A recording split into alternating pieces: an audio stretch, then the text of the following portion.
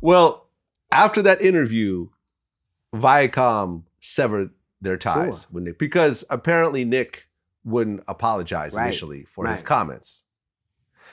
You know, saying that whites and Jews were, you know, their lack of melanin made them evil and subhuman, and you know, the whole conspiracy theories about Jews controlling the world, and the whole original Jew versus the what they call the fake Jew and everything else like that. And let me tell you, like, as someone who identifies as a Russian Jew, this whole concept of chosen people to me is just so repulsive on so many levels that,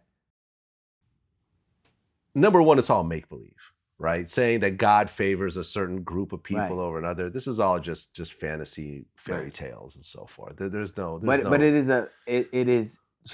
is one that people have weaponized. Right. One that exactly. So what happens is the people who feel they are chosen have a certain level of, you know, antipathy towards everyone else. Right. You know, you see this very clearly in the Hasidic Jewish neighborhoods. They don't, and I used to live in one. I used to live in Borough Park in Brooklyn. Those people didn't give a shit about me. They knew I wasn't a Hasid. It didn't matter if I was Jewish. They wouldn't give a shit about me. They wouldn't talk to me. They wouldn't say hello. Nothing. Right. So it's very insulated. They had their own community. They had their own language, their own schools, their own hospitals, everything else like that. Like, remember the whole thing? No outsiders at all. No outsiders at all. At all. They're, you know, everything shuts down. I know, I watched the documentary. I saw that. Yeah, I mean, because remember there was the whole Crown Heights incident where a black kid got hit by a Hasidic Jewish guy. The Hasidic ambulance showed up, took the guy in the car, left the black kid to die. Sure. I don't think people realize that if I was that black kid, they would leave me to die also, because I'm not a Hasidic Jew. Right. So you have these groups. So then what happens then? You have a group that feels they're superior to everyone else. Sure. Then you have these other groups who look at these people and either feel like angered that they're not superior, or they say, well, really, we're the real Jews. We're the real children of Israel. These are fake Jews, and we're really the superior ones. And now we need to somehow destroy this other lying group of people. And all it does is create hate and anger. But that's my whole thing. Whenever somebody believes that God is on their side, then they are required almost. Because if I am right, then everybody else is wrong. If I'm going to heaven, then you're going to hell. Yeah. And this notion, I was reading an article, we were talking about this, where white evangelicals in America tend to hold more racist views than secular people. I believe it. Because do you remember the San Francisco Giants player that wouldn't kneel, even though it was the Giants and the Dodgers, and he wouldn't kneel because of his... He's a Christian. He's a Christian. Yeah. Isn't the Klan too? Yeah, I mean, they burn crosses, right? Too? Yeah. So, and the thing that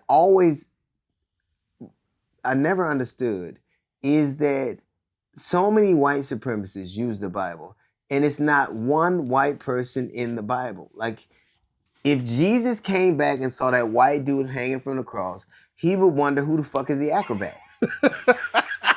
Who's the stunt devil? Right. I didn't die for your sins to work at Cirque du Soleil. And then, like, it's so funny the things that people accept. Like, people got mad when Julia Roberts allegedly was going to play Harriet Tubman, but they didn't get mad because Julia Roberts was not going to play. But Harriet I know, Tubman. but that was the whole thing. And people like, oh, what if she? What if she? And I'm like, I don't know why. But Hollywood has such a history of this, like the Last Samurai. But the funny thing is, a white dude been playing Jesus for 500 years, like literally. Yeah. Jesus doesn't look anything like Brad Pitt from the Legends of the Fall. And as someone who's been to Israel multiple times, as well as the other parts of the Middle East like Egypt, Bahrain, Jordan, and so forth, there are no white people in that area at all. At all. It's too damn hot.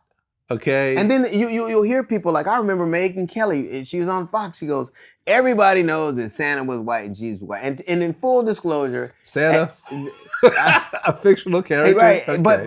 But at one point, I was like, in full disclosure, Jesus did do some things that made me believe he was white. Like when he turned over all them tables at that temple and didn't go to jail. I was like, but I knew he was black when he got convicted and executed for a crime he never committed. I was like, oh yeah, this is there you go. There you go.